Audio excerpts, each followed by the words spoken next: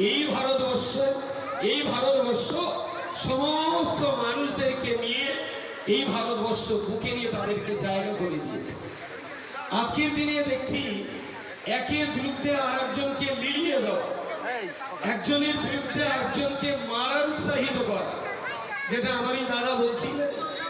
ধর্মের নামে রাজনীতিতে এসে যারা ধর্মের নামে রাজনীতি করছে, বিভাজনের রাজনীতি করছে, মানুষের সাথে মানুষের কঠিনভাবে শত্রুতার ভাব তৈরি করছে, ঠিক সেই জায়গায় দাঁড়িয়ে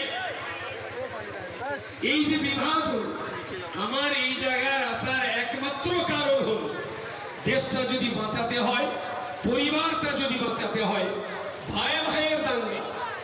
ওদিকে পাকিস্তান যদি দেখে এরা ভাই ভাই দাঙ্গা করছে, বাংলাদেশ যদি দেখে এরা ভাই বোনে দাঙ্গা করছে, ওদিকে রাশিয়া চীন যদি দেখে ভারতবর্ষে প্রতিদিন জাতি দাঙ্গা চলছে।